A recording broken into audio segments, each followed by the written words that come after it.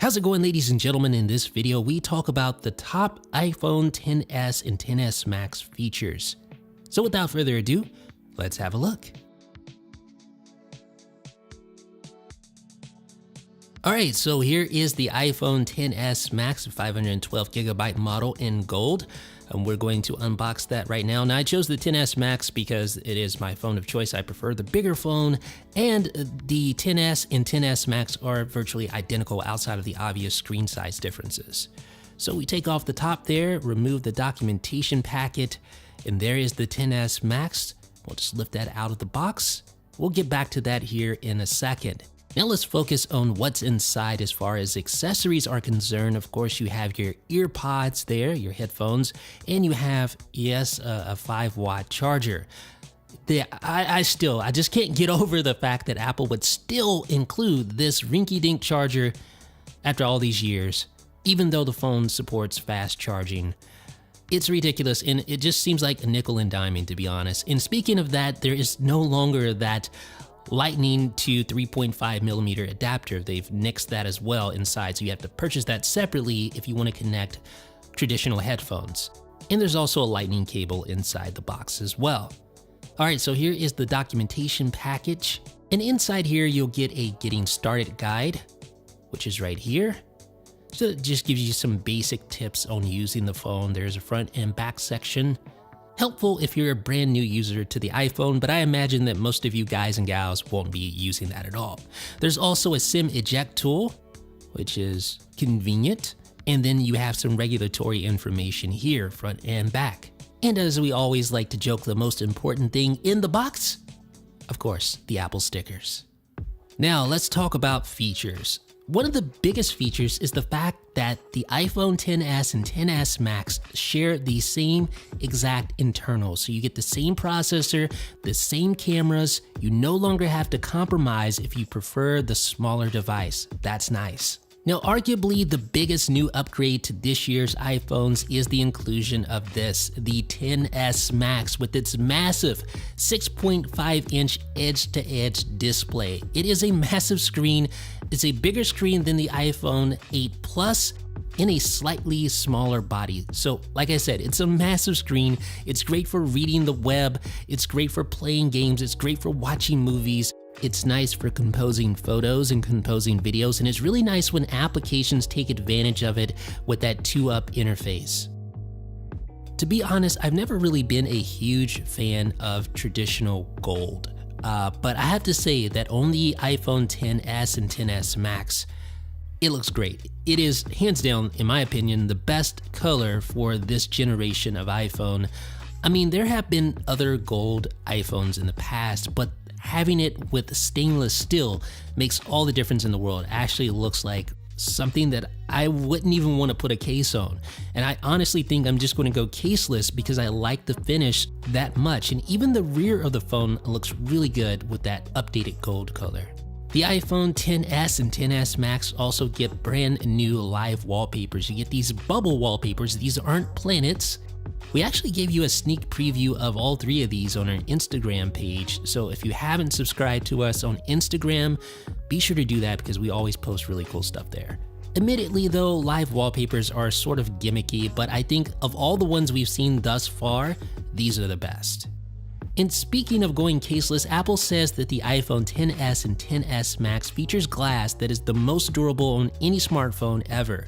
That means it's less prone to scratches and cracks, but I'm just gonna have to take their word for it because I'm certainly not going to drop my phone on video. Now here's something very exciting. The new iPhones have a bigger wide-angle camera sensor. What exactly does that mean? Well, let me explain it using an illustration. This is the iPhone X sensor, 12 megapixel sensor.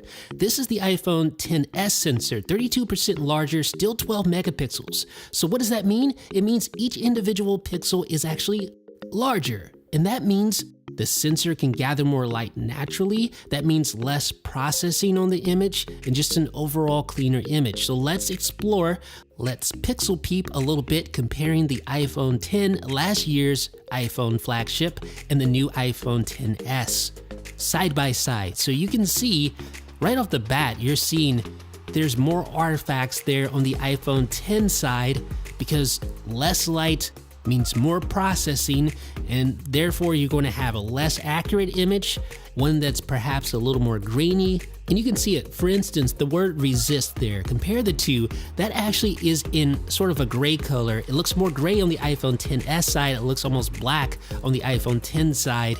So a less accurate image, more grain there on that image as well. Now let's scroll up to the top and let's look at the spray handle.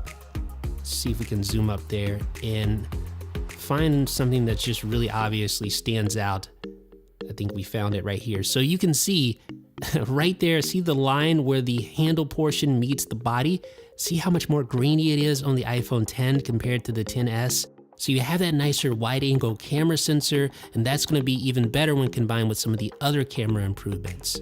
And one such improvement is with the True Tone flash. So I made sure the environment was dark here, maybe a little too dark, and I shot a photo using the True Tone flash on my iPhone X, and then I did the same thing with my XS, and let's just compare. So after looking at the iPhone X with the True Tone flash and then comparing that with the iPhone XS, the XS looks more natural. And here's another improvement that sort of flew under the radar. You now have 1080p 60 frames per second shooting capability with the front-facing true depth camera. Now you need to have your camera set to 1080p 60 frames per second in the settings app. Now normally when you go into the settings app and change those settings, you're thinking with the rear-facing cameras in mind. You're not really thinking about that front-facing camera.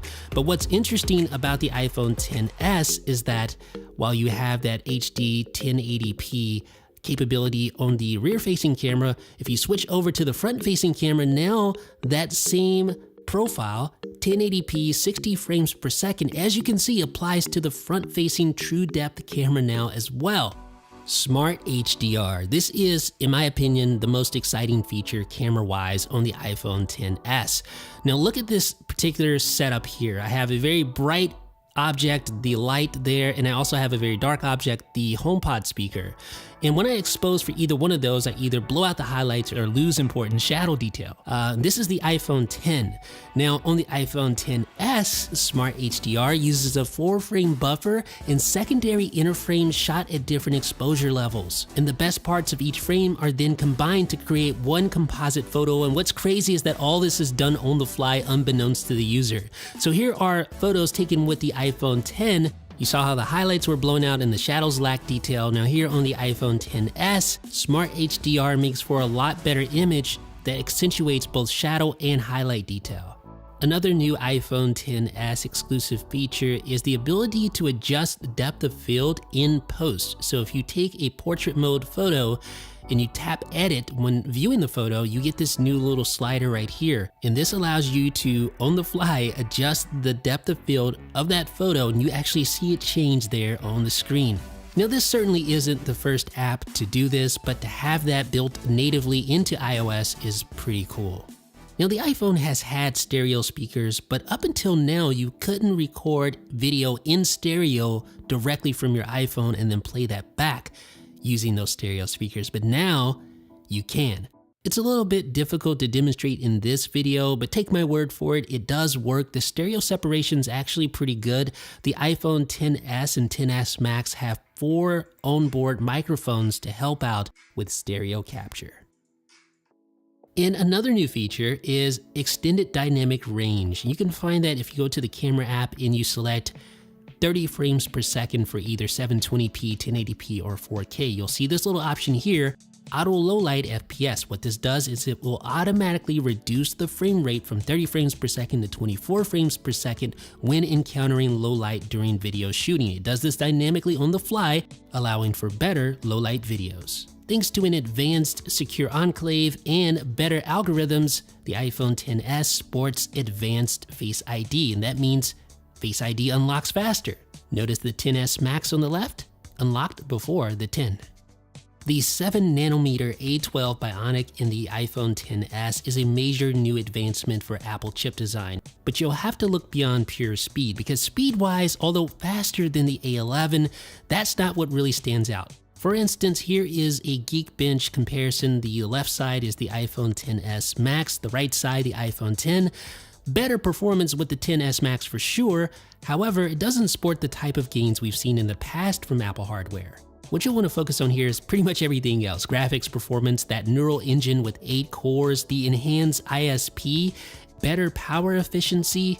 Apple's chip design is already world-class. They've proven they can be the fastest. So what they did this time around was improve other areas like with photography and videography. Think about it. That neural engine combined with the image signal processor updates allows for things like smart HDR, which changes the way you take photos, changes the way you compose photos for the better. And that's really just the tip of the iceberg. It's good to remember that it's not always about speed. I can remember a time when we were just thankful to have 2 GB of RAM in an iPad, but now we have 4 GB of RAM in an iPhone. That's nuts. But not just that, you now have the option of configuring a ridiculous amount of storage. Yes, 512 GB of internal storage on the iPhone X and XS Max. And there's improved water and dust resistance. The iPhone XS and XS Max are now IP68 certified. So that means submerging in up to 2 meters of water for up to 30 minutes. You probably still shouldn't do that, but an occasional accident, a dunk in the sink, accidentally dropping your phone in the toilet probably won't spell the end for the device. It's even better this time around.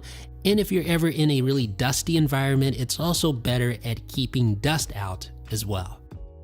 Now this feature hasn't launched just yet. It should be coming in a later iOS update, but now there's an eSIM inside the iPhone X and XS along with the standard SIM. That means you can have up to 2 lines on the same phone, which is something I've been wanting for a very long time. So that means say you have a business phone and a home phone, now you can combine those on the same device. And the XS now supports gigabit class LTE, so that means carrier aggregation for a fatter pipe, and then being able to stack multiple lanes of traffic simultaneously, that 4x4 MIMO. It also supports band 71, which is great for rural T-Mobile users. Now obviously the speed test that I'm showing you here isn't really that impressive at all, but again, it's going to depend on your carrier, where you're located. As you would imagine, there are lots of variables involved with cellular connectivity. Now, Apple touts faster wireless charging, but this doesn't appear to be any new technological upgrades. No, instead, it's the result of a tighter coil design inside the phone, which allows for better contact with the charger. And this was confirmed by Daring Fireball's John Gruber. Hey, I'll take any enhancement I can get. And last but not least, improved battery life. The iPhone XS gets an additional 30 minutes battery life compared to the iPhone X, and the iPhone XS Max gets an additional 1.5 hours of battery life compared to the iPhone X. So ladies and gentlemen, that has been a look at the top iPhone XS Max and XS features. Which ones are your favorites? Let me know down below in the comment section, and thumbs up if you appreciate this video. This is Jeff with the 9 to 5 Mac.